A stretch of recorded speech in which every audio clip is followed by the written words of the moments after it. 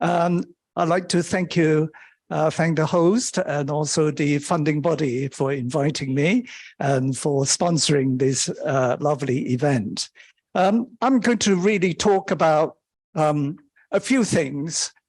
Really, the first thing is actually give you some tools and also help you to think about writing in a different way. So that really is about giving you a new perspective rather than giving you specific content.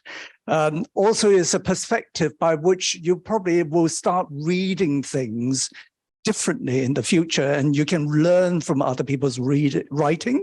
And it's not just scientific writing, but all sorts of writing, like newspapers writing, and literatures and poetries. And also when you see a movie, you will look at a movie with different eyes. And all these things will help you to learn to write differently, because scientific writing can be very boring. And we need to get the scientific writing, which is informative, which is sound and substantial, but it's also interesting for people to read.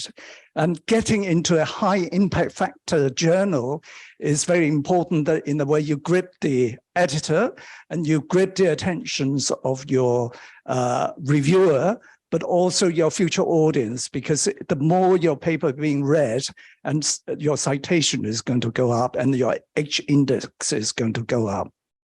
So the aim of this talk is about scientific writing and also writing in general.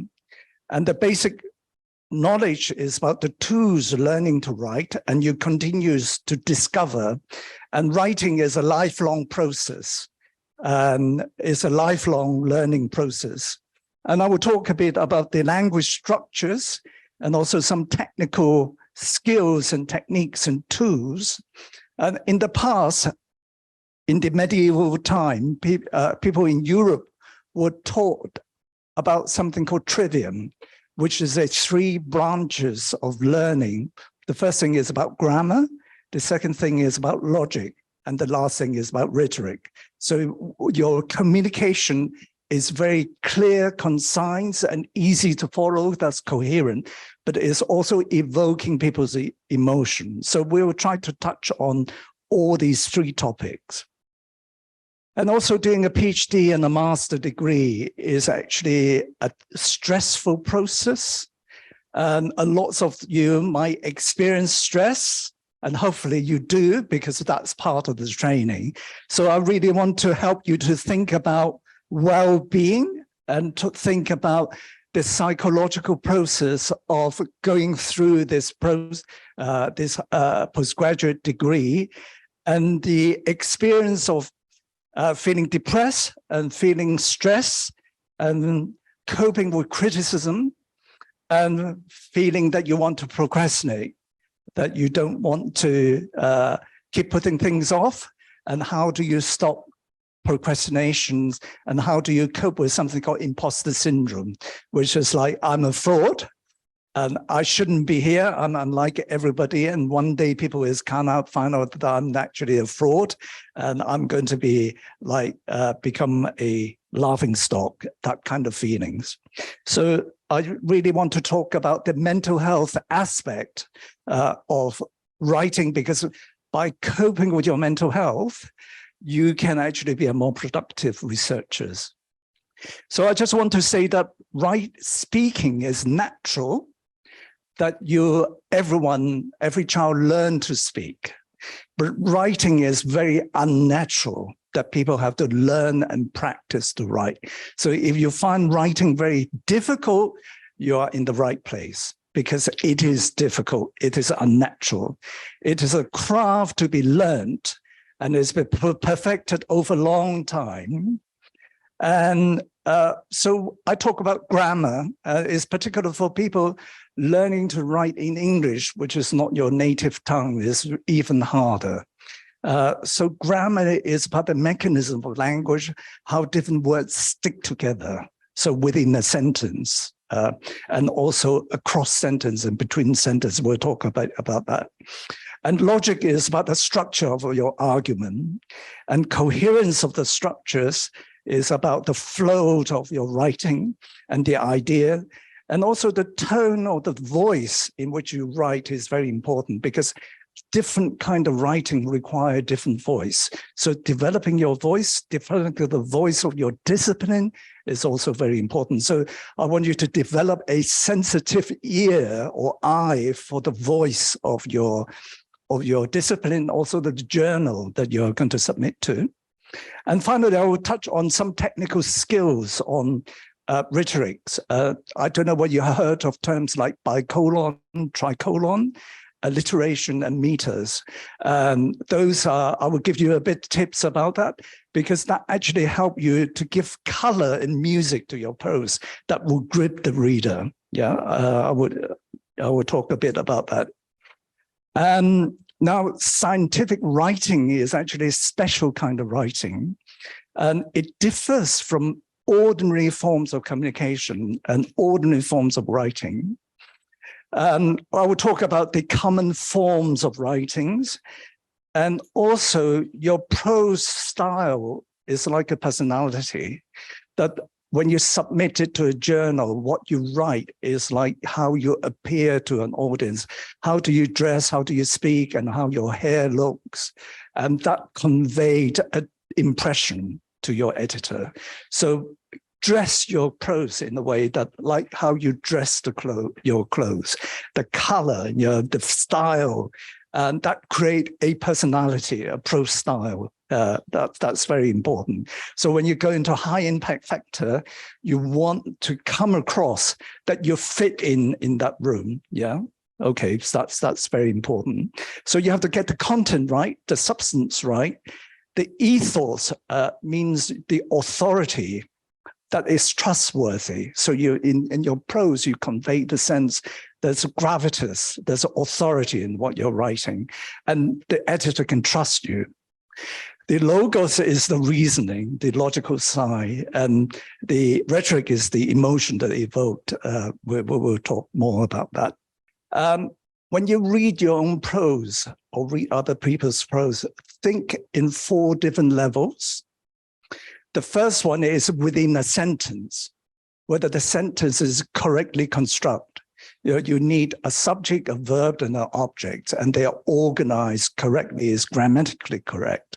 And then between sentence, they have to be glued together in a way that is what is called cohesion. And between sentence is like you have got several sentences together, several paragraphs together, and they have to form a flow that works. And then the overall shapes of your paper, and that is like the whole text level. So when you look at your writing or when you look at a good paper, try to look at it, analyze it in all 4 different levels. And also when you critique your own writing, critique it in all the 4 levels. Now, across sentences, the cohesion is when you have sentences joined together, they're joined by conjunctions like because, and, therefore, yeah. So you can have that kind of conjunction. Then you can also have adverbs like similarly, strikingly. So you can glue things together. And you can use certain kind of coordinating device like paragraphing, headings, subheadings, and you can also use punctuations. And punctuation is when you have a full stop. That means you need, that idea is completed. And when you have a thought that have got multiple parts, then you can use semicolons to join them together. And when you have a big thought, there are subunits, then you can use a colon. So you have a big thought, colon, subcomponent by semicolons, and then full stop. So you can use punctuation to glue things together. Yeah. And then in between sentences called coherence, the ordering of thoughts. So that really is like you show somebody your house. Do you show them the sitting room first? Or you show them the kitchen first? Yeah. usually people will invite someone to the sitting room, the dining room, the kitchen. So there's particular order. You don't bring somebody to the toilet first, yeah. And then you probably end up with a garden, that's nice, people can relax. So there's a particular kind of social accepted order that you show things, yeah. And also when you have all your result, everything, and try to order it in a way that someone can follow it easily. The voice people use sometimes can be quite argumentative when we write a paper, because we found something we want to really show, want to convince someone else. But in a way, if you take the reader and almost like take them by the hand and show them one piece after another, it's actually a more friendly kind of voice, yeah? And it's more supportive of an audience. Sometimes I actually put different paper in small cards and then try to rearrange it to see which particular order is the easiest for the reader to follow. So that is really about coherence. And then the overall shapes that I will talk a bit later. And that really is when you organize the overall shapes, there's also a beginning, middle, and end.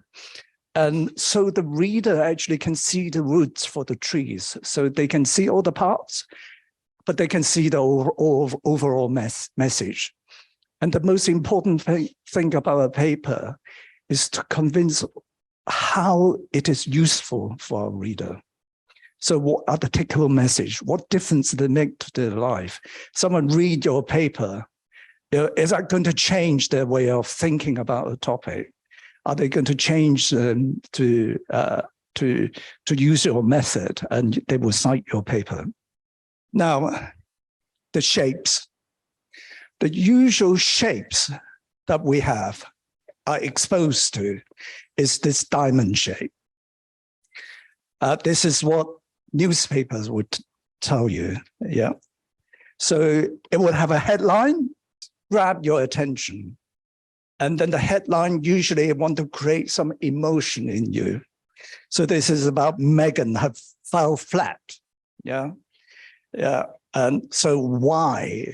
Yeah, it's trying to grip you. The first thing is this, very powerful, rich woman have fallen flat. That's great because we're all a bit envious of her, and it's nice that she has fallen flat. So, so the reader will be interested, and then the why there is tell you, I'm going to explain what are the reasons. So that really grabbed your attention.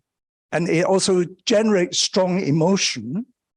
And that's what newspapers want to do, is they want to create emotion in the headline. So when you have emotion, you feel angry, jealous, or upset, or fearful. Those are the four emotions that newspaper want to generate in you, so you will want to read their story. And then they will expand on the details, and then was bring in a take-home message, yeah? So that is that diamond shape. That's the usual shape of most writing. And the same when you go into a broadsheet, like this is from Bangkok Post, yeah, which is a broadsheet paper. So it says Phuket Eye Big Moment in the Sun. So it's grab your attention as like opportunity. And then it has got that subtitle to tell you what this is about. So it's again that kind of diamond shape. Now, scientific paper is the opposite. It go into that kind of hourglass shapes, that it start broad and then go into the middle, that's narrow. And I have that arrow there pointing, that connecting the other triangle, that's the method section. So you start with a broad topic, talk about the issues, and then you gradually saying where the controversy, where's the gap in the literature, and what is the problem? What are your hypotheses? Do you get down to the narrow bit at the end of the introduction. And then you have got the method section and the result section, which is like that arrow. And then in the discussion, you start with something that's like what I have found, the key pattern of your result. And then you start to broaden out by comparing with previous finding, what is new here, what is the meaning of what you found, what is the implication, and then you gradually broaden it out, yeah? And then in some way, both of them, you want a reader to have a take-home message. So you have to, that's where the conclusion is, that what are they taking away? What are the key message that they take away? And quite lots of journal now actually want you to write some dot points to give the take-home message. So very clear in your head, what are the take-home message? And tomorrow, Professor Reynolds is going to talk about how do you write a letter to the editors. And that's very important. And the take-home message have to be there. Now, I'm going to talk about something that's a bit different now. People was in Pistol Alone would have heard a bit of this talk. And this is about different kind of discourse. And I just want to go through that again because that is really very important. So people in Payao are really on the same page. So when you connect more than two sentences together, you produce something called discourse. Discourse is a way of using language to communicate a meaning. So it's goal-orientated, and there are many different types of discourse, or it's called different genres. It's like you have different types of novels, different kind of movies. And one of the key for discourse is like a business that you have a transaction. Yeah, it's like I have a product and I give you a product and you can use the product. So when you receive the product as I intended, there's transactional success.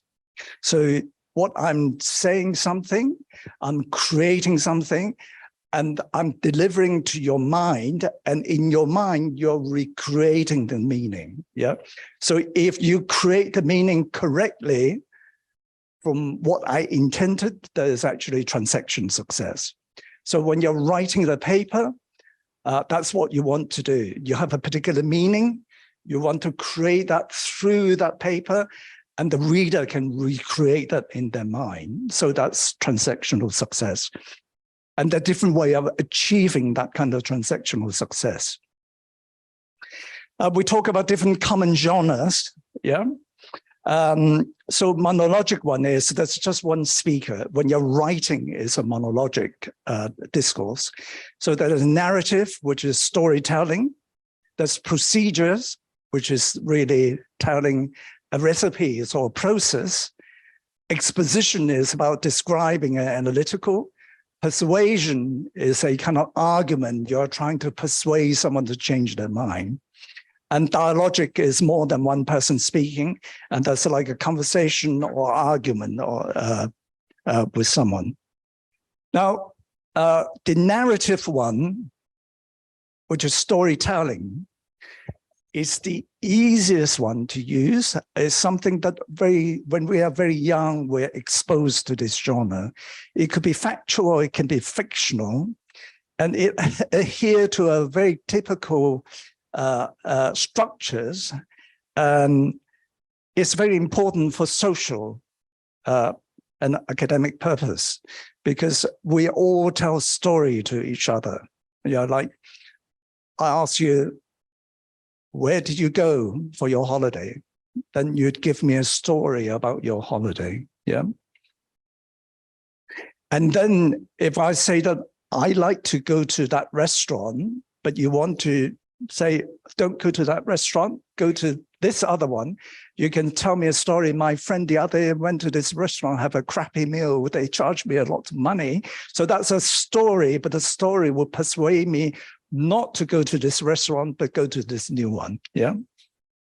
And often is a very effective way. And the story usually go in have a particular shape. It starts with giving a background. I better sit down, yeah? Yeah. It starts with giving a background of what happened that usually tell you the characters, the settings, and the time. And then it will start to go into actions and movies, actions and events. And then it leads to a climax, and the climax was resolve, and the story finish. So this is usually about at the end of the story, there's actually a message of the story, there's a moral of the story. Very often in a fairy tale, there will be once upon a time in a faraway land, a king. Now, there's actually no information at the time, and there's no information on the land. But somehow, if I just start a story saying, a king have 3 daughters, you always feel this is not right. Yeah, you want to hear, once upon a time in a faraway land, there's a king with 3 daughters. And that feels right, yeah. And so whenever you listen to a story, there is that background information. So when you see a movie, at the beginning of a movie is that bit to tell you who is there, what are the settings. And there are different ways of doing these backgrounds. One way is have a narrator who come on the stage and say, you know, we are now in 15th century, is in this particular place, and they're this people. And this is a very boring way of doing what they call exposition in a different sense. So another way to do it is you have 2 servants having a gossip. You say, oh, didn't you know? We have now a new mistress coming to the house because the mother died, and now Cinderella have to cope with the stepsisters. So you can have a bit of gossip. So the gossip will give you all the information. Or you can have 2 people arguing and they give the background information. And sometimes it could be a nightmare, and sometimes it could be a ghost, or you know, it's like Hamlet, the exposition is done by a ghost. Or in Macbeth, this is about having witches, and the witches are looking into the future. So it will give you that kind of background. So different way of doing this. So when you see a movie, you will be able to see this bit, how people are done. If it is done very cleverly, then you wouldn't notice you're being given the information. And then there's actually, the next part is called development, is the elaboration of the background. And then there's an action, is like one day something happens. You know, the prince is having a ball, and then the events start to unfold. In the Disney's cartoon, you often might have a storybook, people turning the storybook, and suddenly the characters start moving. That's the bit when development happens. And then you have different events that lead to a tension, that lead to a climax. And in the Cinderella story is the first time you have a climax, she's going to a ball. You know, that's fantastic. And then there's a crash of disappointment. And then you have a second climax when she got married, and there's a quick resolution. So that's the story. Now, I go into some detail about this is because when you're writing a good paper, try to introduce the drama element in it, because that will make it much more gripping to read. Otherwise, it will be very boring, yeah? The thing I go through this storytelling is because it's an instinct that when we hear something, we want to hear that structure, you know, beginning, middle, and end, you know, the bit of climax, and then there's a bit of resolution. So you could actually write your paper, which is really about something very boring, about an enzyme, but you can write it in the way that in the past, you know, there's all these things that are happening. People have used all that enzyme, but now I have found this new enzyme, yeah, and what it's supposed to do. And then we have found this and what it can be used. So it will give some kind of excitement to your story. So a good paper tells a story, but it tells a story in a way is much more objective. Yep. Now, the second kind of genre is called procedural, which is really quite boring. It's about like, it's a bit like writing a recipe. The method section of a paper is procedural. Now, the method section is important because it tells the reviewer whether your method is robust or not, but it's also basically is a recipe so other people can replicate what you do and they follow your steps. And by following your step, they can almost like produce the same cake. Yeah. So that's what it is about. So it's fairly easy to write, and most children can learn to do it in primary school. The next type is called expository, as exposition, which is to inform, to describe, to analyze, which is a bit like what I'm doing now to you, to give you lots of different information. And it is one of the later genres to develop. And it is really about the introduction and the background section of the paper. So you want to give a lots of facts, a lots of content. Yep, that's one. The next genre is persuasion, which is really trying to get other people to change their ideas. And this could be an argument. This could be giving a speech. In law, that would be like a debate. It could be a political debate. And the goal is to convince. And it is harder because you need to have theory of mind, that you know what the other people is thinking, and then you try to address their worries. So to do this, you have to produce supporting evidence for arguments before you come to a conclusion. And it really requires using very complex grammar. And that's much harder to write. And it's defending, this is really the discussion part. So when you're writing a paper, you actually use different genres of discourse. Now, in terms of what is difficult, the title is difficult to write because you are making a claim. The abstract is sort of easy to write. Introduction is fairly difficult to write. The most difficult section is the discussion section. So my suggestion is, when you get stuck writing a paper, write the method section, particular for students who you tend to procrastinate, say, I'm not good enough. I'm going to do it tomorrow. Today, cleaning the toilet is more interesting than writing the paper. That's the time you should write the method section, because that's the easiest. That is procedural. Yeah, you just describe the steps. You have already done it, so you just write the write the method. Once you write the method, the result is probably fairly easy to write. And then I suggest that you actually write the discussion next, yeah, which is difficult.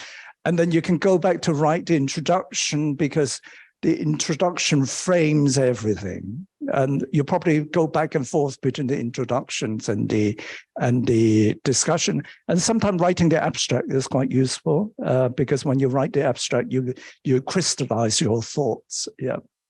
I would go into more about the discussions, because that's the hardest bit to write. Yeah, and I just say that with the story, we don't actually tell story about people in scientific writings. So I talk about we naturally have this instinct for story. So we, in scientific paper, we don't talk about people, but you can actually give a story of the ideas. Yeah, you can tell the chronological order of the development of the ideas. So that's a good device to give a timeline. That's a good device to convey complex ideas. And also you can tell a story based on logic, based on causality, rather than based on time. Now, this is about how to maximize your citation index, because the width of the line is majority of people just read the title. And then if your title is good, some will read the abstract. If your abstract is good, some will read your introduction. Very few people read the full text, and very few people actually cite the paper. So this is how you get your work exposed. So writing a very good title is very important, and writing a very good abstract is very important, and writing good introduction. Now, writing a title, it really needs to be eye-catching without sensationalizing it.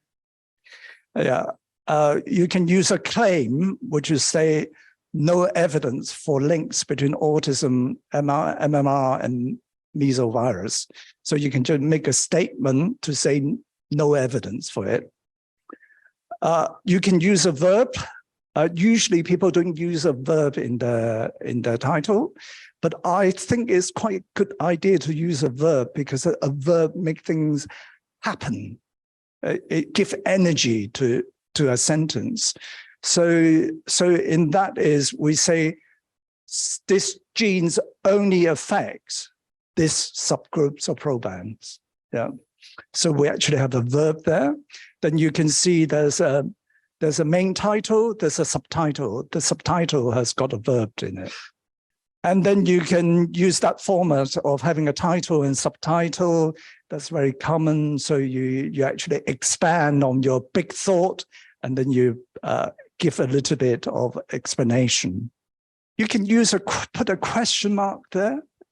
Sometimes it's not recommended to write a title with a question mark, but sometimes you want to make a statement, but you don't feel you have enough enough evidence to make a statement, then you can put it as a question mark. Yeah. Is this the best enzyme for this process? Yeah. Or X the best enzyme for this process, with a question mark. Yeah. So that's possible to use it. We have used it in one of them to put the title as a question mark, and then a subtitle to explain what it is. The last paper, what is alexithymia, question mark, and then give the full title. And that attracted lots of citations. That the paper, within very short time, attracted lots of citations.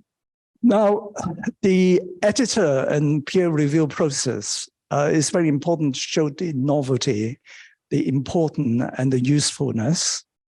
And it is also scientifically sound. That's what the reviewers want. So the editor usually read the title. Sometimes they don't even read that. They only read the letter to the editor. So the letter to the editor has to be very well written. And Professor Randall will talk more about that tomorrow. High impact journal receive loads of submissions, and then they will have sub-editor to screen this, and then they will have an editorial meeting, and then they will decide no, yes, maybe. That there will be 3 parts. And what you want to get into is the maybe and yes, and not to the reject that bit. It depends on the impact journals. So some of them, like 80% will be say no, not sent out for review. Some other journal will be 50-50.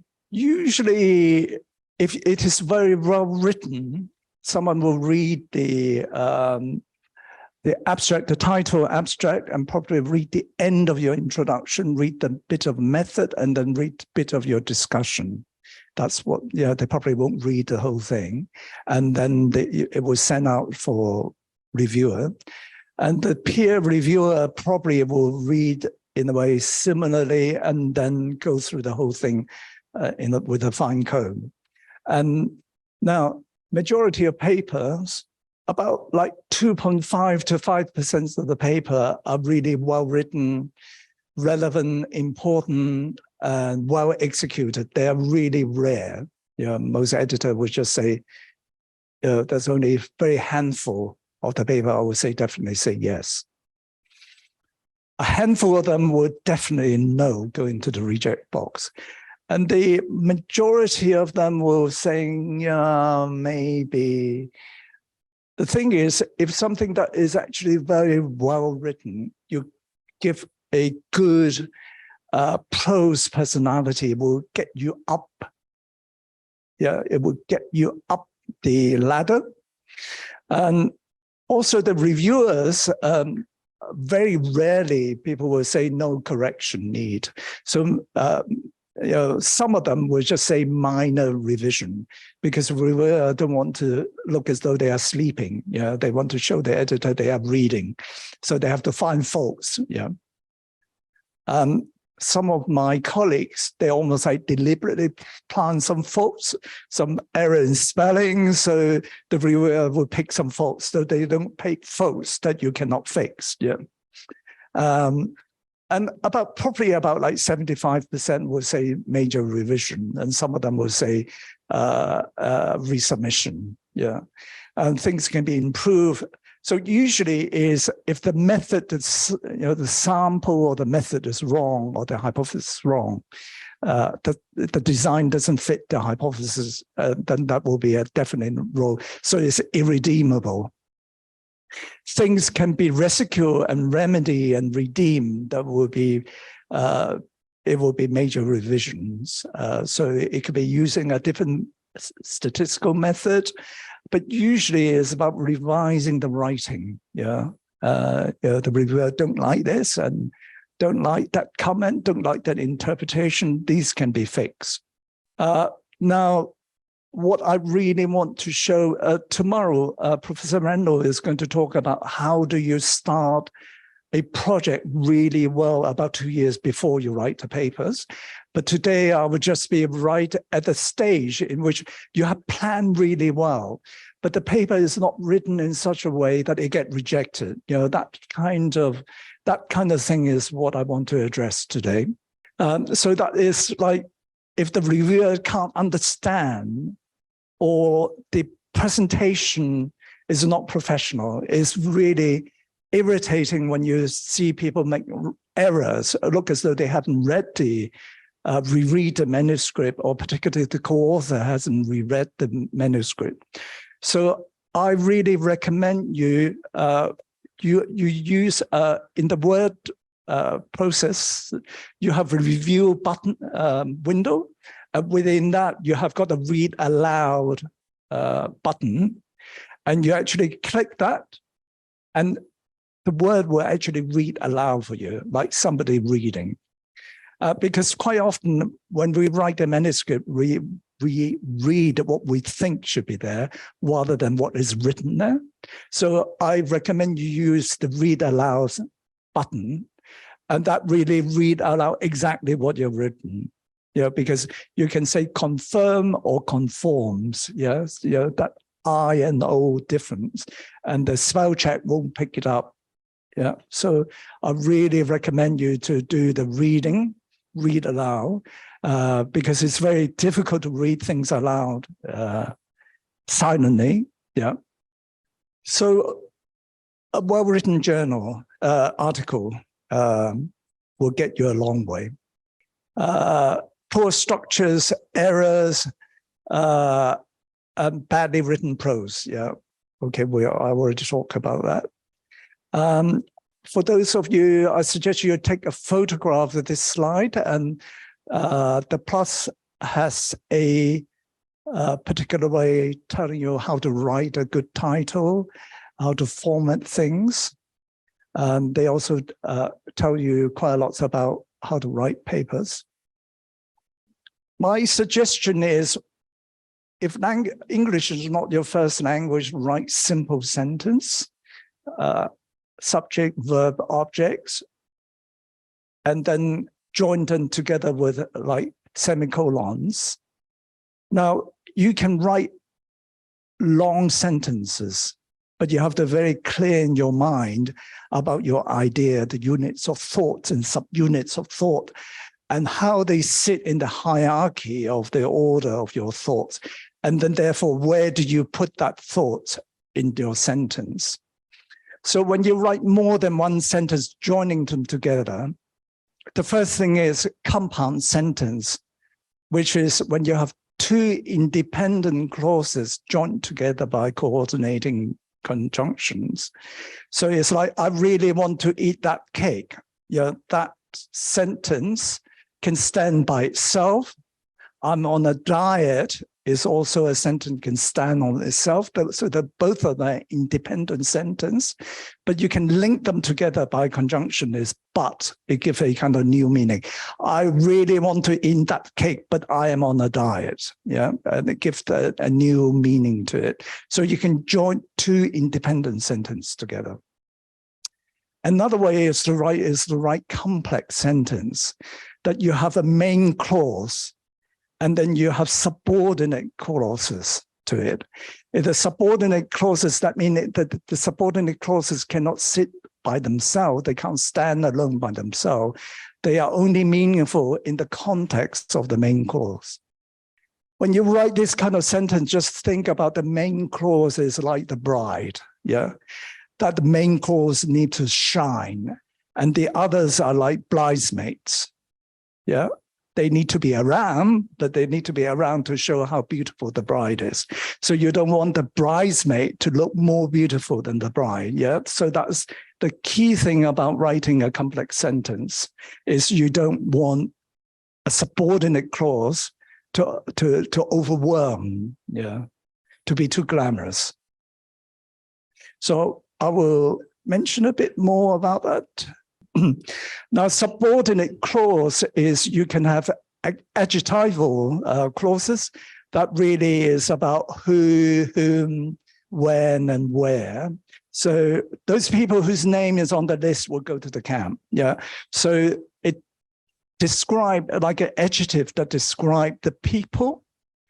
A noun clause is a clause that works in the same way as a noun, like an object. So do you know what dress to wear? It's like, do you know this? Yeah. So do you know this? This is what dress to wear. So the whole clause works as though it is just the object. And then you have a adverbial clause is he drives home when he finishes his shifts.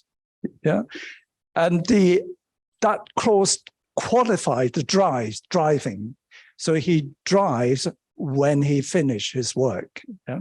It's not like he drives when he's happy.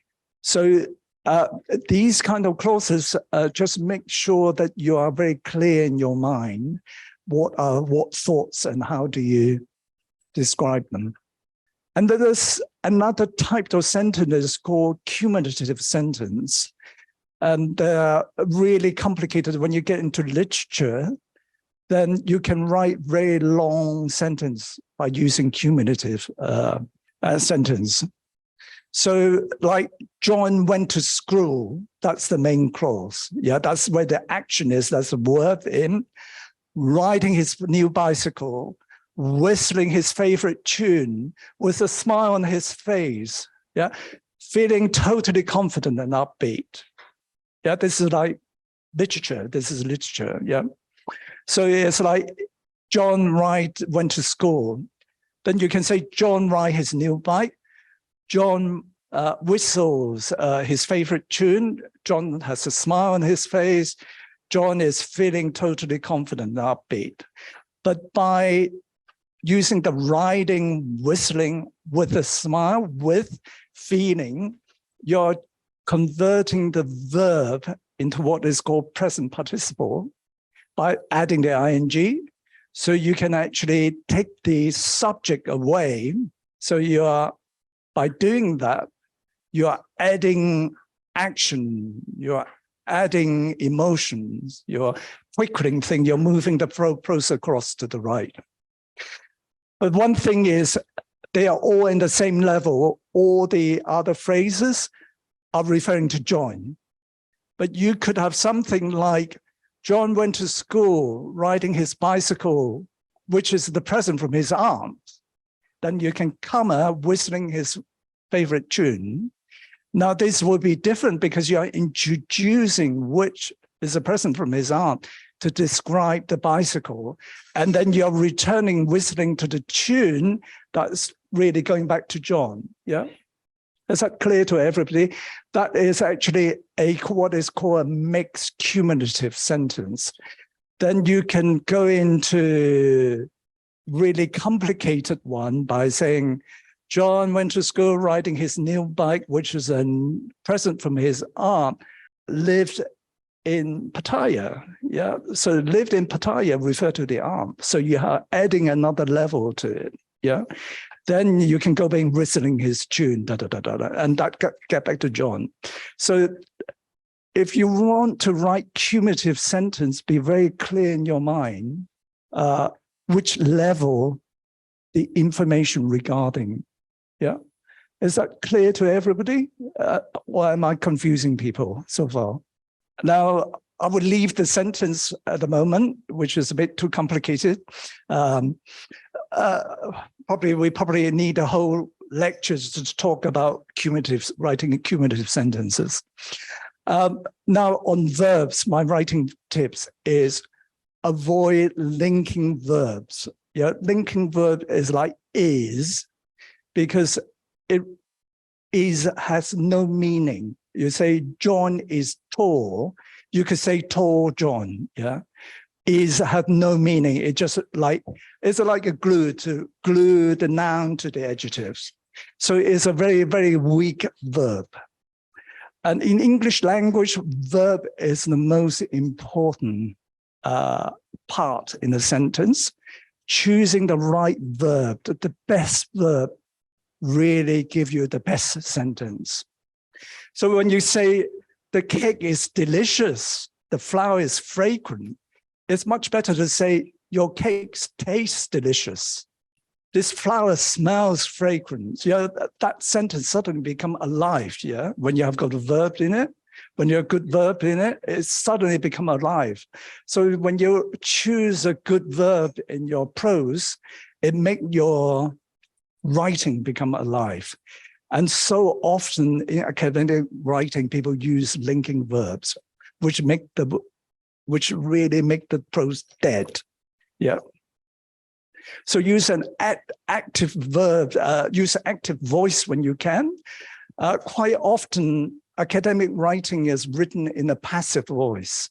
Now, in the methods section, you have to use passive voice because you don't want to say, I put this in the test tube. You know, I add da-da-da to the test tube. You say, X is added to the test tube. Yeah, that really is the style because you want to sound objective. But in the discussion, in the introduction, you can use active voice. So you can say in his paper, the themes and sub-theme were written in a logical order. But you can say in his paper, the themes and sub-theme unfold in a logical manner. When you say unfold, is much better than were written. Yeah. Now, but when you are making a propositional statement, that is say this is true, then you need to use is. Like John is guilty, the earth is round, X is the best treatment, then you need to use is. Yeah. So in conclusion, in discussions, when you end something, you want to use propositional statement, then you use the is, or at the beginning or introduction, you might want to use is. Now, these are two great sentences in literature. All happy family are alike. Each unhappy family is unhappy in his own way. Yeah, this is from Tolstoy's, yeah, Anna Karenina. So this is really a great sentence. So all family are alike, semicolon. Each unhappy family is unhappy in its own way. So it's like there are very few paths to happiness. There are many ways to become miserable. Yeah. Now, there's are and is. Now, I just want you to notice this is what is called bicolon, because you put two sentences together separate by a semicolon. And it's written away because it's got family, it's got happy, unhappy, all and each. They are all symmetrical. They are written parallel. So all and each in the same position, but they are opposite. Happy, unhappy is in the opposite. Family is in plural, family in singular is opposite. Yeah, are and is. And that makes the sentence really memorable. This is called bicolon. You make a contrast. Now, the next one is, it is a truth universally acknowledged that a single man in possession of a good fortune must be in want of a wife. This is Jane Austen, yeah. And this is one of the sentences that is, when people have a Kindle, is the most underlined sentence in Kindle. And it's a very well-written sentence. It uses is. This is a truth, universally acknowledged. Yeah, it qualified the truth, and then it go on to say what the truth is. That's the relative clause there to say a single man in possession of a good fortune must be in want of a wife. Yeah, but in a way, she starts the book with that sentence, but in a way, she subverted it. She is saying is as provisional. This is like what everybody's believed, but I'm going to show you is different. Yeah. But what I'm saying is, when you read literature, you can read those sentences and then unpick those components and try to use them in your scientific writing. Now, the other thing is, I say avoid nominalization of verbs or adjectives. So often people will say there's a reduction in some and some. So this is a really, I think is really bad sentence. There's a reduction of psychological stress size, social support coping strategy. It's much better to say social support strategy reduce psychological stress. So that's an active verb. That's reduce.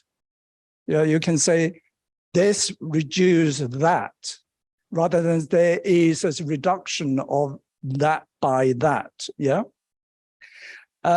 This is again, what I mean is you have a main clause, you have the verb using a linking verb. There is a reduction when you can actually use reduce, which is a much better word. Now you can, and I usually will try to put the people in an active form. So you say there's a reduction of psychological report by participants who utilize more social support coping strategy. You know, that's often people will write like that, but I would say participants who utilize more psychological social support strategy report less. So, or sometimes people say there is an association, and not specify the direction of the association. So when you use report less, you show that the direction of association. In general, in scientific writing, avoid adjectives, because adjectives, unless an adjective inform the noun, because adjectives usually are emotive. You don't say this is a beautiful enzyme, this is a beautiful test tube, this is a, you don't want to introduce anything that's emotive and subjective. But things that qualify the volume, the weight, size, color, or subtypes, you can use it in scientific writing. Now, bicolon is for contrast and amplification. So this is a very famous sentence to say spirituality is about question and religion is about answers. Now, you can say the same thing in a different way, but when you put in a bicolon, it sounds much more, it just wants to show religion, give you answers, give you closure, stop you thinking, where spirituality is about questioning, keep your mind open. But when you put in a bicolon way, that it sounds more profound. One of the bicolon is, there's a will, there's a way. That's a very famous one. And also notice that both of the way and will start with the W, And this is called alliteration. So you use the same consonants for two different verbs, yeah? I've already talked about that family one. The Dickens one is, there was the best of time, it was the worst of time. It was the age of wisdom, it was the age of foolishness. So that's all bicolon. They are all bicolons, yeah? But they are all put together in like simple sentence. Now, I just want to talk a bit about alliteration. Alliteration actually help you to move the prose. You know, you say, after reading the letter, he sits silently and sob. So sit, silent, sob, all start with S, sits silently and sobs. After reading the paper, he sits silently and sob. It's much better than he read the paper and then he sit down, he didn't say a word, and then he start crying. You know, that sounds not very elegant, but when you say sit silently and sob, that's almost like kind of poetic flow to it. So you can use a bit, but not use it too much. You know, otherwise it become like a nursery rhyme. Yeah. Now, tricolon is to say something 3 times. She's tall, beautiful, and accomplished. It gives a sense of closure. Now, but beware. If you add the fourth becomes the odd man out. You know, when you say she's popular, beautiful, accomplished, and tall. Now the tall start to sound not very nice. She's a bit too tall, yeah? Yeah? Do you all agree? So when you add the fourth becomes the odd man out. Yeah, particular tall is 1 syllable because all the other one has got like 3 syllables, yeah? And then it's odd man out as the fourth and also 1 syllable. And usually it's much better when you do a tricolon. She's tall, 1 syllable, beautiful and accomplished. So it gets longer. And the longer you get, the better the closure. Yeah. So that's 3 times. So there are some famous tricolons. Yeah. I require 3 things in a man. He must be handsome, ruthless, and stupid. Yeah. So you say that 3 times. It's memorable. You say, wow, that's a really good sentence. Yeah. And then there's another one that is you can say 3 sentences. Yeah. If you describe things as better than they are, you're considered to be a romantic. If you describe things as worse as they are, you'll be called a realist. If you describe things exactly as they are, you'll be thought of as satirist. A satirist is like a cynical person, yeah? So when you put things in this kind of 3 tricolon way, it sounds more sophisticated, yeah? Now, how do you apply those in scientific writing? This is one that should be, okay. Yeah, just read the top bits first. Yeah, it's his seminal paper, Angle, which is an author, critique and expose the inadequacy and limitation of the biomedical reductionary view of health. And as alternative, propose the biopsychosocial model to capture the fuller range of determinants of health. Since then, this model has become canonical and widely accepted as multifaceted, representing 3 separate but interrelated parameters, namely biological, psychological, and social factors. Now, if we unpack that a bit, yeah, that in his seminal paper, which means that is in the past, since then, that means, you know, something else happened. So it's a little bit of story in a chronological order. Now, Angle critique and expose, they're active verbs, yeah? Rather than saying, Angle disagree, you know, there's discrepancy, there's inadequacy of the previous model. So he exposed, you know, that is a stronger verb, and propose as an active verb to capture, which is infinitive, but they also imply a verb, yeah? he has become, sorry, I can't read this. Can you see? We have some adjectives there, canonical, multifaceted. And what I would like you to look at is namely representing. They are really conjunctions, yeah? So, which is, so the biopsycho model has been widely accepted as multifaceted. Then we can say multifaceted means that has got 3 different components interrelated, and which includes biological, But you can say representing namely, and that is a quick way of making conjunction. Namely is an adverb, but it can serve as a conjunction. And representing, I've already mentioned, is a present participle. Another sentence, as such, mobile phone now permit us to assert a constant presence in the digital world by anybody, anytime, anywhere. Now, anybody, anytime, anywhere is a tricolon, but it also has alliteration. So you can add that in the writing, anyone, anytime, anywhere. It's sort of like give a bit of closure to the prose. Moreover, people can now transact, connect, and interact. So that's a bit of tricolon. You use 3 different verbs together. Yeah.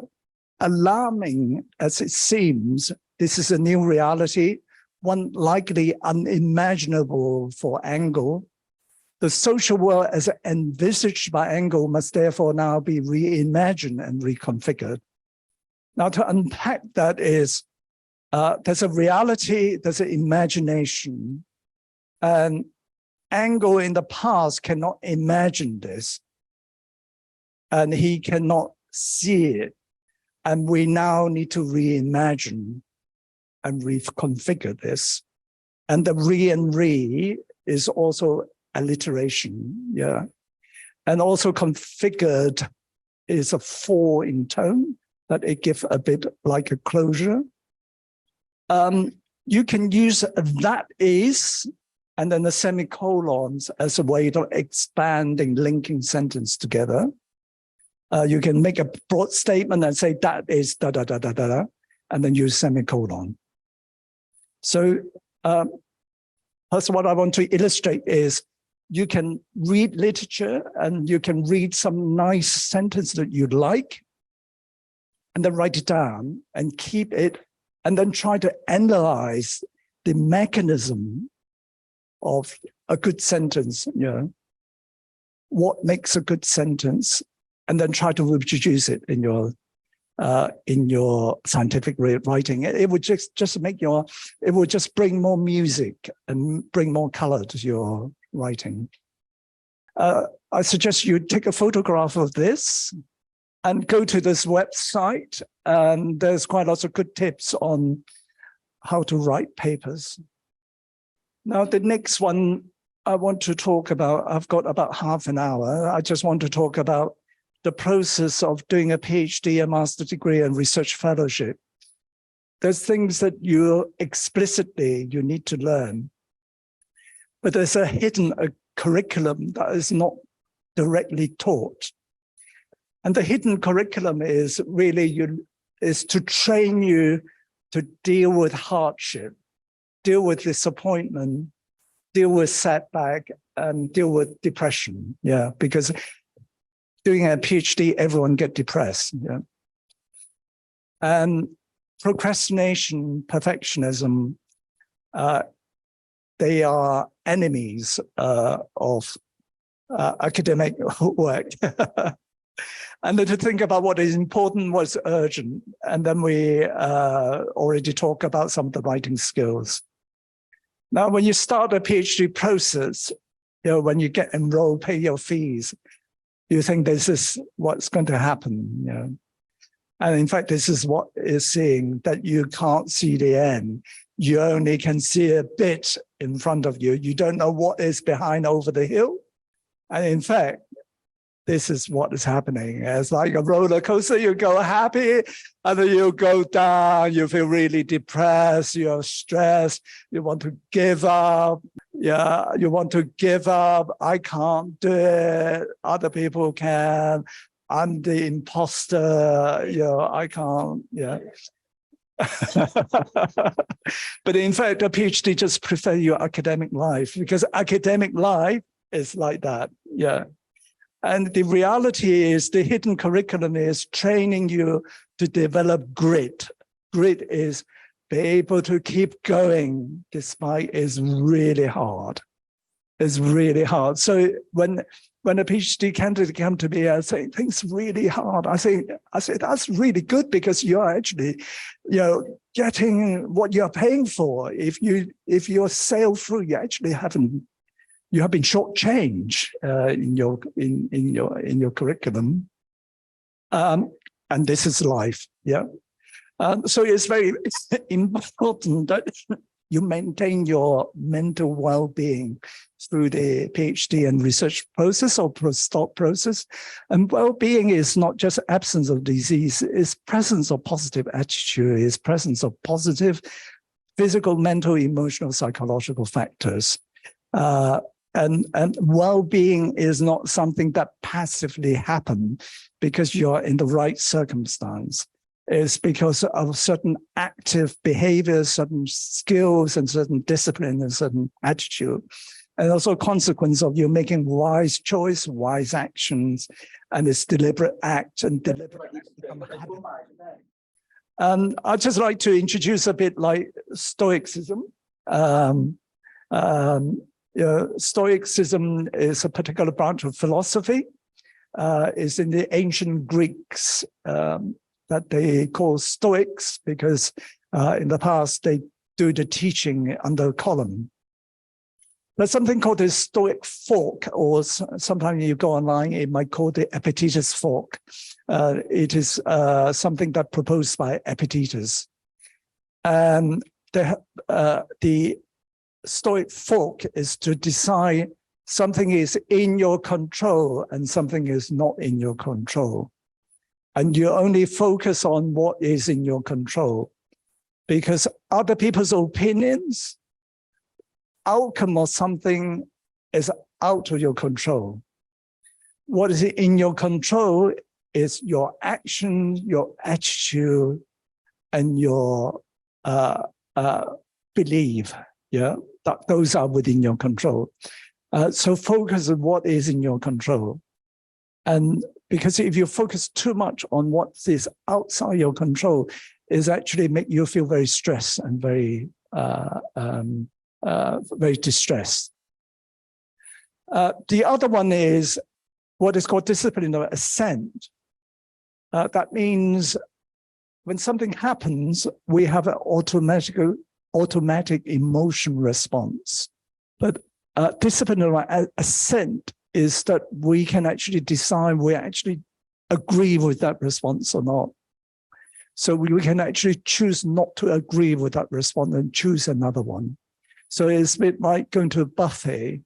There's all sorts of food, but you don't need to eat every food that's on the table. You pick and choose what you want.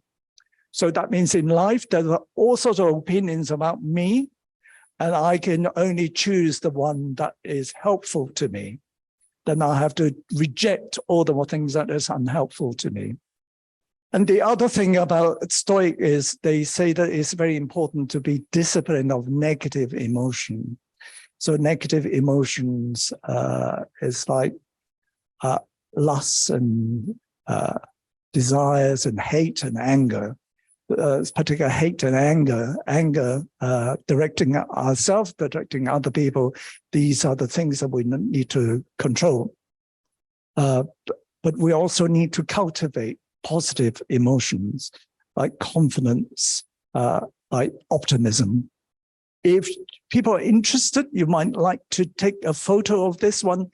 There's something called the Stoic Week. There's a modern Stoicism, which is in the UK, that you can actually spend a week living as a Stoic, and they actually teach you every day about certain lessons about Stoicism and get you to practice. And people actually have improved mental health as a result of doing Stoic Week. So the negative emotion like distress, fear, lust, and malice. So we have the next one, yeah. Cultivate positive emotion. And the whole thing about Stoicism is about something about ethics. Ethics is about how to live your life well, yeah. And also, Stoic also talk about time. If someone come up to me and ask me for 5,000 baht, I'm not going to just give 5,000 baht to that person. But if someone come to me and say, spend an hour, talking about some rubbish, but I would be quite polite and say, an hour of my life is gone. Now, how many days do we have in our life? If we live to 85, there are like 30,000 days. If you live to 85. If you're over 40, there's only 15,000 days in our life, yeah? So we have to be very careful about how we spend each day, each hours. We mustn't allow people to waste our time. So time waster, be really mindful of time waster. Yeah, and that's also something which I thought is quite important is Pierre Bourdieu talk about different kind of capitals. There's economic capital is financial, there's money.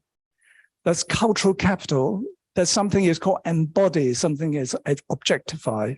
Objectify is when you get a certificate, when you get a master's degree, when you get a PhD degree, those are objectify cultural capital. It allows you to exchange financial capitals. But certain embody cultural capital is how you speak, how you dress, your hobby, your taste, your knowledge about food, about wine, about clothes, about brands and things. Those will give you a certain kind of impression, or your learning, what you know about literature and philosophy. Those are something that give you a certain kind of capital, yeah. And doing a postgraduate degree, you're also accumulating cultural capital. Something is called social capital is your connection, your network. How big is your network? Within your network, what are the people who can really influence change? So accumulating social capital is very important. And symbolic capital is the ability to sanction what is legitimate and what is not. So if you are a museum curator, you can say this is art, this is not art. A pile of bricks is art in the Tate Gallery because the curator of Tate Gallery say this is art, this is modern art. But a pile of bricks on the building site, that's not art, yeah. And in the same way, an editor will be able to say, I've got the symbolic capital to say, this is a paper, this is science, can get published. This is not. Now, there's something about personality traits. Being open, being conscientious, a bit of extroversion, being agreeable, all these are very good personality trait to cultivate. Being emotionally stable is a good one. The opposite of that is neuroticism, which is that is being emotionally unstable. That can often cause more stress. Now, conscientiousness is different from perfectionism. Perfectionism is like striving for perfection, for flawlessness. Sometimes can lead to lots of self-criticism. Can have unrealistic, unattainable expectations. So that's not really helpful because because the expectation, reality, the gap becomes very wide. When there's a gap, there's causing emotional distress. And also nowadays, there's lots of social comparisons. Yeah, so-and-so is doing this and so-and-so published so many papers and I haven't, and that can cause lots of stress. There is a kind of self-orientated perfectionism, other orientation perfectionism than the social prescribed perfectionism. So family, culture, and social class can impose certain perfectionism in us. We can recognize it, call it out, and not to buy it. You know? Now, there's a kind of normal perfectionism is pursuit of good without compromising. And that's your self-esteem, that is right, knowing what is good enough. It's a kind of neurotic perfectionism, is a setting up striving for unrealistic good, unrealistic perfections. And there's also something is different between perfectionistic striving and perfectionistic concern. So when you're striving, I'm aiming for the best, aiming for the best version of myself, that's a good thing, that's motivating. But if I'm beating myself, if I can't be perfect, then that actually can cause emotional distress. Yeah. So really, I think for most of you, be able to get into a university, get into a good university, get into a good degree, you all have high IQ, have conscientiousness, and also have high expectation of yourself. But something about perfectionism is knowing what it is and then using it and not being compromised by it or harmed by it. Yep, in the next, please. Now, dealing with criticism is very important in academic life because criticism basically is exhibition of standards. Yeah, if you look at it objectively, someone sets a standard, I just show you what my standard is. That's criticism. That really is what it is. So you take the feedback as though this is criticism. And you differentiate what is constructive and destructive feedback. Constructive is enabling, it offers you solutions, it tries to improve your manuscript. The destructive one is toxic. It basically is someone showing power, showing dominance, showing they're better, and get away from that, just like differentiate, that's destructive. Don't pay too much attention to beat yourself up with destructive criticism. Focus on constructive criticism. When you receive supervision from your supervisor, they're bound to be criticism. Examiners and also reviewer, they're bound to be criticism. And this is part of academic life. So really get used to it, yeah? And at the beginning, it's very hard, because you put all you can to a manuscript and then you send it to a journal, it come back, got torn to pieces. And some reviewer can be quite brutal, but just get used to it. That's part of life, yeah. And this is, I thought it's quite nice. There's a story about stones, two pieces of stone talking to each other.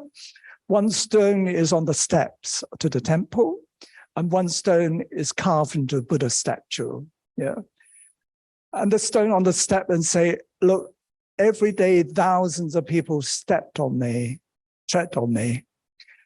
And look at you, people bow in front of you, yeah. But the statues say to the stone, say, we're from the same quarry. You just bear 2 cuts. I have to bear thousands and thousands of cuts to become a Buddha statue.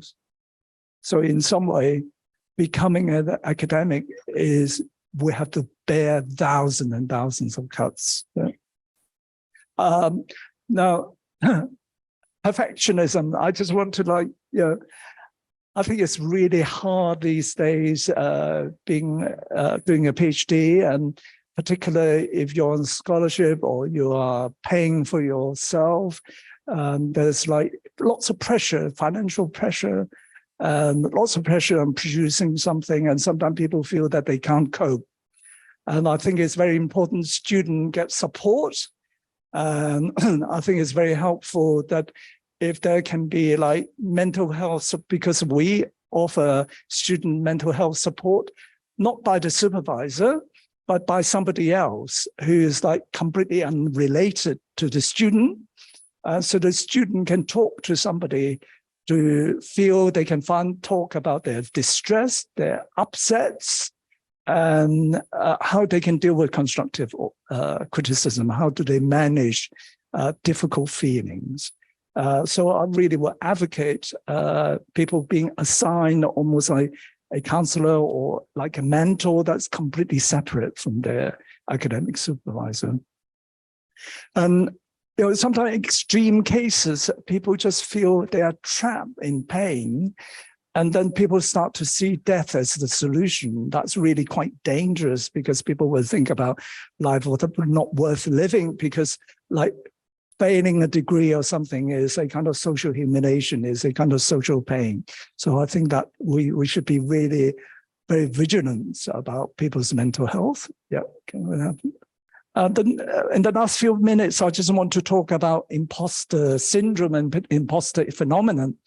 I call imposter phenomenon because like this is universal. It's an inevitable part of life if you want to progress in your career. There was a day that I was a medical student, and the next day I become a doctor. I've never been a doctor. I feel like a fraud. But you almost I have to pretend to be a doctor. And after a while, you get used to it. Then you become like, one day you become a consultant. And the first day I've never been a consultant before.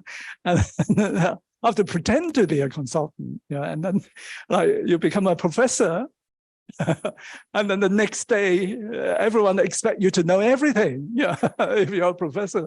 So you have to deal with the imposter phenomena. It's like, this is part of life. So you fake it until you make it. So you're like building a plane while flying one. Now, imposter syndrome, I think, is different. Is a kind of cognitive distortion of imposter phenomenon, that I'm a fraud, I'll be found out, I'm worse than everybody, I'm a fake. And that's like becoming excessive.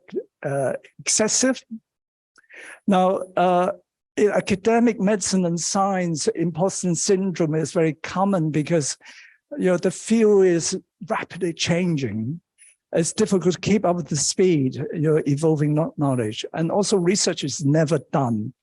You always feel that what you know, what you don't know, what you don't know that you don't know. But in a way, it's okay not to know. It's like part of your job is you don't know some of the things. And one thing is about reading.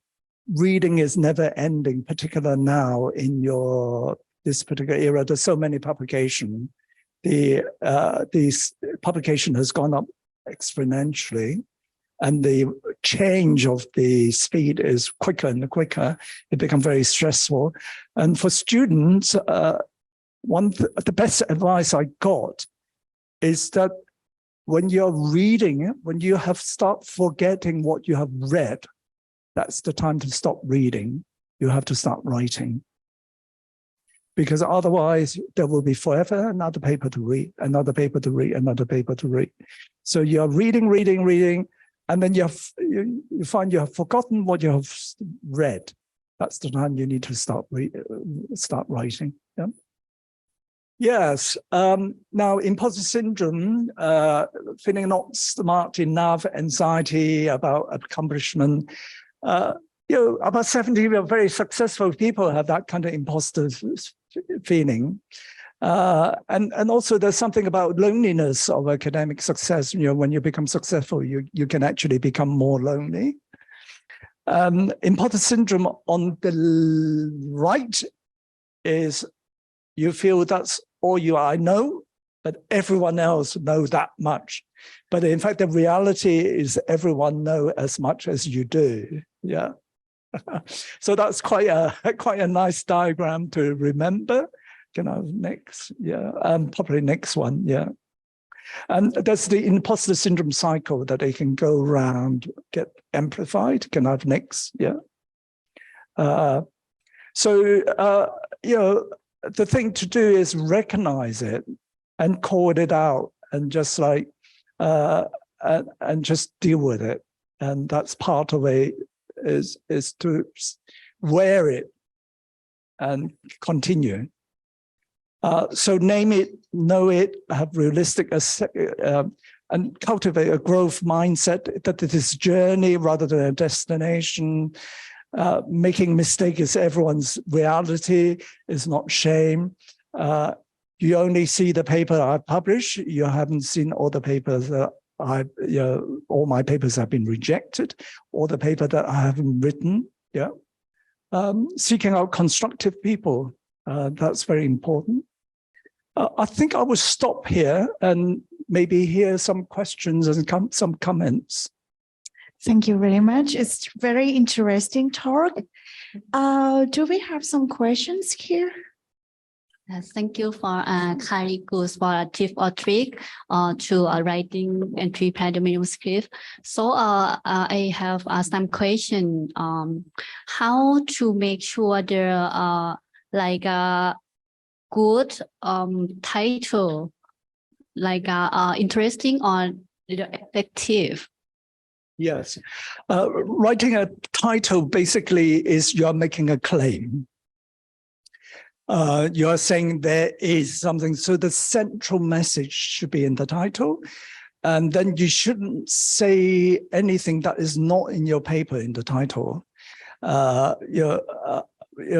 Recently I reviewed a paper that the methodology actually just showed that it's a feasibility studies, but the papers say that this is a test for executive function, and they haven't looked at executive function. There's no measure in the executive function. So in a way, the title doesn't match what is in the content. So I think when you think about the take-home message, what is the take-home message of your research? To say, usually you show something that is new. You either discover something or you find a new way of using something. And so just focus on that. Yeah. There's usually an association of something. So you can say a link between X, Y, and Z. Yeah. Or there's no link, so there's negative finding.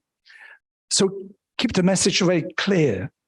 And then in some way that you can use a subheading to explain a bit of methodology, a particular angle of attack. Yeah. Thank you. And so, and the next step, how can we avoid the risk of the publication in the fake journal? Yeah. Predatory journals, which is a new phenomenon. There are websites which list predatory journals. It's not a good thing to publish in a predatory journal. It affects one's credibility and reputations. And once one of my collaborators was given an email invitation to submit to a journal, I trust my collaborator, so I didn't check. And in fact, after journal, in the review editing process, I just feel there's something wrong. It just doesn't come across as being professional. So I actually did some check, and in fact, it was considered, the publisher is considered to be a predatory publisher. So I was really quite upset by what happened. So I'm now very cautious about collaborating with that particular person. I thought that paper could have gone to a much better journal. Yeah. Usually predatory journals are open access that you have to pay. Yeah, that's the key thing. So whenever they ask you to pay, I will check the list. Yeah. And last question, how to find a suitable journal to publish our work? Sorry, say that again? The suitable journal. How to find suitable. Now, maybe tomorrow, Professor Randall will talk more about that. Now, this is always our favorites, because you look at maybe one thing is you look at in your review of the literatures, then there are journals that publish that particular topics, and then you can find the closest one to your topic. And then when you have the whole list of those ones, that you try to find the highest impact ones, journal. One thing is a bit of a trick that one of the editor, when I was research students, suggest is if you are submitting to a journal, it's a good thing to cite some of their papers in your articles. Yeah. And particularly if they have an impact factor of 5, then probably you should at least cite 4. Yeah. If you can cite more than 5, it will be better, because the editor will say, if I publish your paper, I'm at least keeping up my impact factor. Yeah. It's a bit, I'm not saying you should do that, but sometimes it helps. It just helps to, I'm just saying, if you have to cite the paper, the 2 papers, one is in that journal, another one is in another journal, I would choose the one I'm submitting to. Yeah. Yeah. And sometimes the reviewer will come back and the editor will ask you to cite their paper. Yeah. And quite often you can find out who is the reviewer by looking at what paper they ask you to cite. Yes. Yeah. And also, journal often ask you to recommend some reviewer, and it's a good thing to cite their paper. Yeah. It's a good thing to cite their paper, the reviewer's paper. Yeah. So that's good politics. Yeah. Professor Wai, thank you very much for your presentation. I have question on I think you are one of the reviewer, right? As a reviewer. Oh, as a reviewer. As a reviewer. Yeah. What is your major point that you're gonna give the rejection decision to the manuscript? Right. There's fraud in the methodology, in the design. Yeah. So it's like the fraud is irredeemable, that nothing can change that. There's no statistical test that you can actually do to try and compensate for it. Like the sample is too small, haven't got enough power, they haven't got a power calculation, or they use the main method. I think tomorrow Professor Renner will go into that a lot more in details. Yeah. Then I think when something is so badly written that I can't read, I can't understand, that's can be quite difficult. And then if something that's full of mistakes, it's full of errors, like one part of the manuscript say X, the other part say Y, and the table so Z. So I just say, if what they have written is so chaotic, can I trust what they describe, what they're doing? And also sometimes people in the method section say they are going to use X, Y, and Z. And there's one recent paper that I know, they collect a sample and say they use certain diagnostic criteria, and the diagnostic criteria are not published halfway through their sample collection. I just know that they couldn't have used it.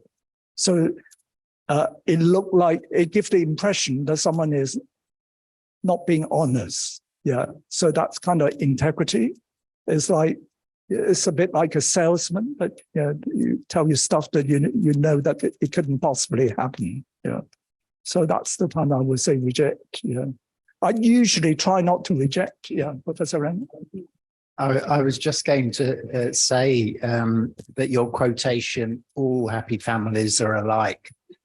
Each unhappy family is is unhappy in its own way. I think that's true of papers. Yeah. All good papers are good in very much the same way, but each bad paper has its own flaws, and those flaws can often be very different. Yeah.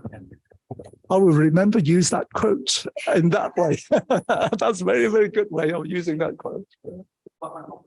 I just thank you very much, Professor Wai, for a nice talk. I just, ask you your idea about the discussion in the past year of Thailand about, to pay for authorship. Can you hear? Oh, to pay for someone to Yeah. a professional editor. No, the authorship. Like First author or second, you have to pay money for. it's like buying the authorship in the Yeah. paper. Oh, okay. So in Thailand, we discussed it in the past year because we, quite, I can't say famous, but just like a talk of the Thailand Okay. about our academic career in a paper that Pay who? There's like somebody that's offer the Yeah. authorship positions that you can pay Yeah. if you want to be like a co-author Oh, or Yeah. second, third, or but they something didn't like that. do You any. pay. Yeah, They they didn't do don't- any research Yeah. at to all. do work, but Yeah. it's just like buy a. Yes, Yes. buying the Oh, authorship. well, I haven't The come buying across the that. I haven't come across that. Yeah. Yeah. It's I think it's 1%. considered unethical because you have to declare what contribution you make in. Yeah, but I think that another another issue that we talk about the chat GPT as Yeah. well to make a manuscript. Yeah. And if you if you reviewers Yeah. or the editors, how do you know about this? How to clarify? But it is Yeah. Quite lots of journal now use AI to do screening for plagiarism. So,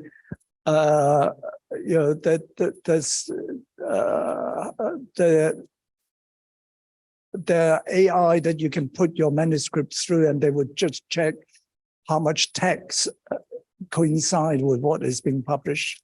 Now, ChatGPT, I haven't actually put a topic in to check whether the chat GPT produced the same thing. I personally haven't used it to test whether someone is actually using AI to write their papers. or like at this time, I think that the journal Yeah, have to give the corresponding authors to declare. or whether And they this is actually, right, right. whether they've used it. So I suggest not to use it. Yeah, yeah. So, This is something in the medical school where actually there seems to be two camps about student writing essays. Some people will say, well, we need to embrace the technology because students are going to use it because in the past you're not allowed to bring calculator in, in your exams, and now people use calculator. And in the past, you're not allowed to bring computer in. Now you're allowed to bring computer into your exams. So are we going to embrace the technology? Some people say yes, and some people say no. I think so far, most people will say no until we know how to deal with it. Yeah. Hi, my name is Kanita Dongjamkan from School of Pharmaceutical Science, University of Phayao.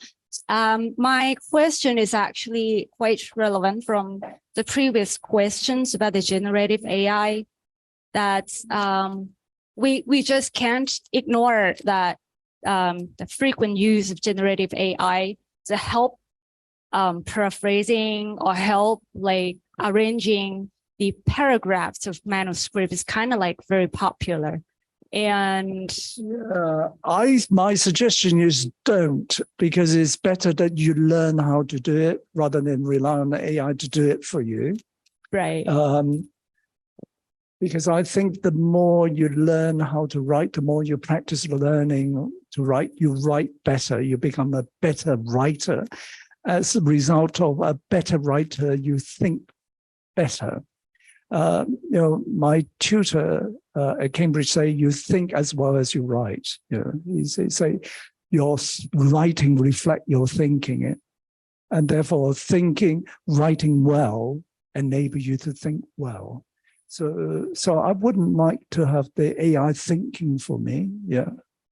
Well, as a reviewer or probably associated editor, like I don't know, I'm not sure if you somehow noticing if that's other, they use like generative AI to like generate paragraphs of the manuscript. Like, do you have like any strategies to deal with that? As a reviewer, yeah, I don't go and put paragraph in to check whether the AI produces the same sentence. Yeah. Yeah, and as like right now, we don't really have that tools like to identify if the author used generative AI or not. So it's kind of like really difficult to. No, I don't think it was my role to do that kind of policing. If the journal editor want to do that, it's up to them. Yeah. Right. Yeah. So like so far, have you ever faced that kind of situation? No, I haven't tried to deal with it. I haven't raised it. Yeah. When I'm reviewing a paper, I don't put the content in the AI to see they produce the same text or not. Yeah. Thank you very much. Yeah. Just I really recommend don't use it when you're writing, because particularly at the stage of you are learning, it's much better you learn, practice, and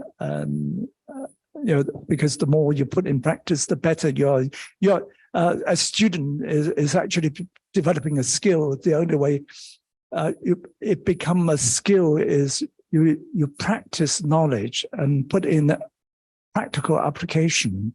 Yeah. Well, actually, as a researcher, I'm not like personally use that kind of AI for my research. Actually, I try, but it's came out like too beautiful, like too good to be true. Oh, I see. For marking, for your marking. Yeah. Yeah. Well, thank you very much. Just want to raise an issue for that. Yeah. I must say that I haven't, I think, but you probably can, if you're suspicious, get a student to come in and write an essay in front of you, or you put a student in the room, and whether the student can actually produce the same quality of writing in the room without the AI. Yeah. So you're talking about cheating, really. You're talking about whether the student is cheating. Not exactly. I kind of like want to know, as a reviewer, have you ever I haven't facing that kind of situations or not? Like right now, I'm also a reviewer and associated editor for the international conference, and I'm kind of trying to like overseas about hundreds of manuscripts right now, and it's like some papers, it's like that. It's kind of like that. Like I have a feeling that they kind of use the generative AI, but it's very difficult to prove. Yeah. Like, do you know what I mean? And it does pass the plagiarism checker. It does pass. Yeah. Yeah. I don't think there is a software by which you can recognize AI writing style. I don't think you can. Because I use the AI to ask some questions. A bit of it is quite well written. I was quite impressed. Yeah. Just like I told you, it's too good to be true. It's just too good to be true. Yeah. Yes. Yeah. It's much better than some of the students can write. Yeah. Well, thank Any you other questions from? Okay. I think the hard part, especially for me, to write something is to start. Yeah. And so I self-evaluate myself, that I have a kind of perfectionism, which is usually lead to procrastinations. So what would be your suggestion to easy deal with this kind of situations? And I think it's very difficult to staring on a blank page to write. It's much easier. You've got something on the page and you edit. Yeah. So a few things you can do is you can just like put the ideas at dot points. Yeah. So you've got something on the page. And another way to do it is to copy and paste something on the paper from paper and just like highlight it in different color. So it looked like I'm editing something. So there's something on the page just to get me started. So I'm not plagiarizing, but it's just like something to give me something on the page to work on, or some idea to work on. Sometimes it's quite useful. You probably would not recommend that. I just like, sometimes it's a good way of getting over the writer's block. It really is very, very hard starting on a blank page. So doing quite lots of dot points and then elaborating on the dot points and then organizing your thought. And some people find it quite useful to write thoughts, big block of thoughts in cards, and then reorganizing them and to look at how the thoughts are connected, work best for the coherence of the thoughts. So when you're writing is like the whole story, and then the different parts, and then from the different parts and going into a sentence. So in a way, it's much better to have that kind of overall sketch structure. It's like when you're building a house that you actually draw a blueprint of the house before you start putting a brick up. Because at the moment when we write, it's almost like we just go to a piece of land and then start putting the first brick and the second brick. Yeah. So it's better to have a plan and then plan different rooms and then start. The last thing is to put the bricks up. Yeah.